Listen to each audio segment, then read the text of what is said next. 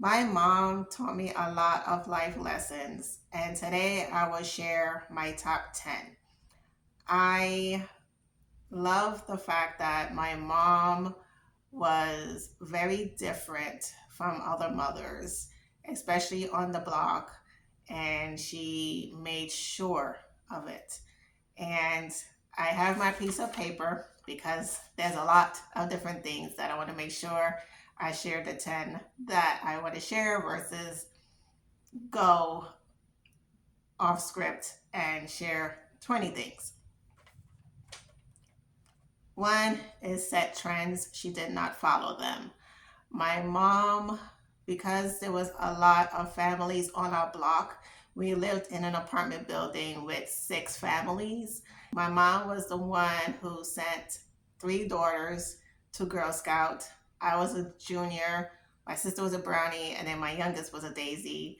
And my mom made sure we were always active and put us in sports. And she even watched the sports so she could understand what is my child playing. And I love that about my mom, that she made sure we were active and she was present for them. And she made sure that she understood what was going on. If you have not watched the first video about my mom, you could check the link now. The thing with my mom is she's an immigrant from Haiti. And in Haiti, the main sport is soccer. But my mom had us play softball. And then in high school, my sister, the middle one, she played basketball and she put us in dance classes. Two is she celebrated our wins. I remember the kids on my block when they came over for holidays and for birthdays, they will see all these papers on the wall and they're like, what is this? These are all the certificates my sister and I got from school for either good attendance or excellence in conduct or math B or any type of achievement. There was an award. There was first honor roll, second honor roll. All that was not put into an envelope or just thrown away or whatever parents do with achievement certificates. My mom put it in on the wall. It was framed and everyone saw the wall of certificates. Next is my mom celebrated our birthdays. My birthday is on December 24th. That was a given day off. So that was a plus plus as a child. And then my other sister was on February, but it was usually on a weekday. But my mom still celebrated her birthday. And of course, when it was on a weekend, she'll have it at McDonald's or somewhere. And then my youngest sister was November 1st. We were raised Catholic in Catholic school, so she had a day off. So same thing, my mom celebrated the birthday. Every year, our birthdays was an event. It wasn't just another day on the calendar. And I loved that about my mom. And I had a friend whose daughter was born on December 24th. And she was like, oh, my family is not gonna be able to come and celebrate my daughter's birthday. I'm gonna just do it a day before or a day after Christmas. No, your daughter was born on the 24th. My mom celebrated my birthday on the 24th. If they don't come, they don't come. And after that, she made sure she celebrated her birthday on the 24th. I was like, don't do that to your child. That's rude. We don't care about everybody else. Your daughter was born on 24th. If God wanted her any other day, it would have been done. So I am grateful to my mom that she celebrated my birthday, period. And my neighbors always showed up because my mom was the greatest cook. I don't care what anybody had to say. Everybody and their mama and their husbands came to my mama for the food. Okay. And also, God is provider. Mom raised 3 daughters by herself. My dad was physically present. However, he was not emotionally present. And I will share more about my dad for Father's Day in June. So make sure you subscribe in order to hear more about Daddy Dilemma. And due to the fact that my dad wasn't able to financially support my mom, my mom was able, with $10 to $12 an hour as a home health aide, to put three daughters into Catholic school, which was on average $4,000 a year. That was God. And my sisters and I talk about it sometimes and think about how people today make twice, minimum, twice as much as my mom makes, and they're complaining. And they're raising only one child and they're in public school, but yet my mom put three children in Catholic school with what she made.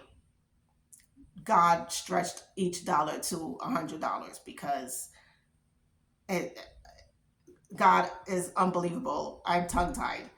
And I remember I shared this with my ex one time, and he was like, "Man, your mom was a drug dealer on the side." I was like, "Shut up." But even he was just totally amazed on how my mom was able to do the things she did when I shared stories of how I had a great summer. Every summer we went somewhere, and she will make sure we even visited people, which is a key thing my mom did. Mothers, if you're listening, write this down. Visit family members who have a home that you can visit so you can save on hotel, especially with the fact when you have four people to a room. And my mom took us to Canada, so that was a flight in itself. And then we arrived into Quebec and we stayed at her cousin's house, and it was a great time. And I just love the fact that my mom exposed us outside of Brooklyn, outside of New York City. And we had staycations, and sometimes we went to neighboring states like Pennsylvania. Sometimes we went to Jersey to go to Great Adventures, and it was a good childhood. Also, my mom was all about hugs and kisses. Of course, the kisses, because as I mentioned, my mom is Haitian. Part of culture is you greet your parents with a kiss. So I always gave my mom a kiss. But the thing is, we also got a hug, and she gave very nice, tight hugs. And it wasn't like a quick hug, it was a lasting hug. And I love my mom's hugs. And now I do the same thing to my god kids, but I believe my hugs are more than 10 seconds because I miss them and I love them. And I can't believe they're young adults now, but that's another conversation. And I remember I met this lady when I moved to Georgia, and we are just talking about our upbringing. And she was like, "Yeah, I wasn't raised with hugs in my family." Are you serious?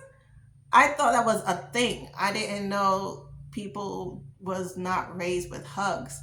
So that was very, I became very appreciative of my home and the things that my mom exposed me to, because I honestly thought it was a universal thing that happens in every home to get a hug and kiss by your parents. But yes, so make sure you hug very tightly your child. Next is togetherness matters.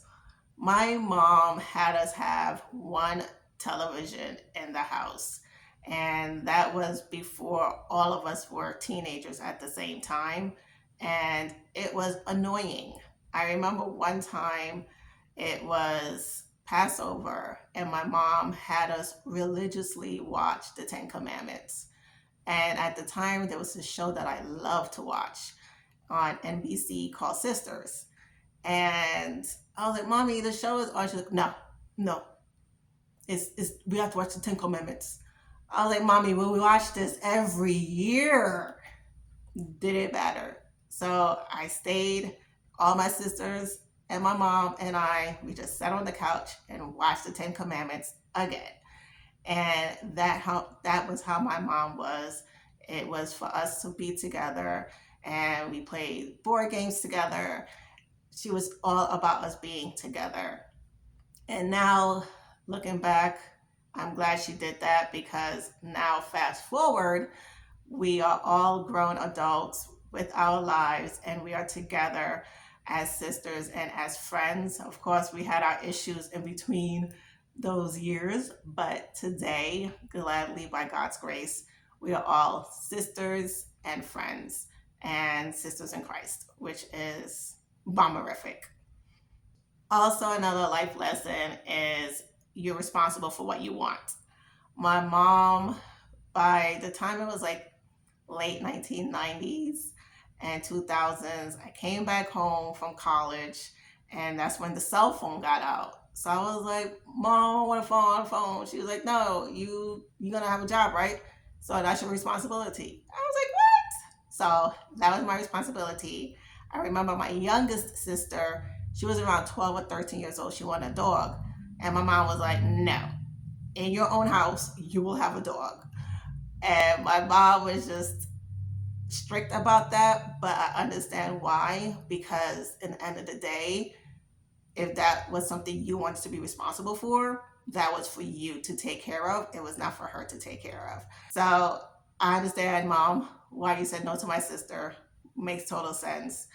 And my mom had us at a young age make sure we understood responsibility and make sure that if you want something, make sure you are aware of the responsibilities of the thing that you want, and to make sure that you are able to take care of such thing you want to be responsible for. Okay. These last two, one is kind of, I don't call it sad, it's more of real, but dark. And one of the lessons I remember my mom always said to us since we were younger is to give me flowers now, because when I'm dead, I won't see them. I remember my mom told me that, and I just looked at her like, really, Mom? Really? That's sad. Like, I'm gonna cry. You're not dying. You're not gonna ever die. And I remember like bought me flowers for my sisters. Same thing. She bought us flowers and gave us breakfast.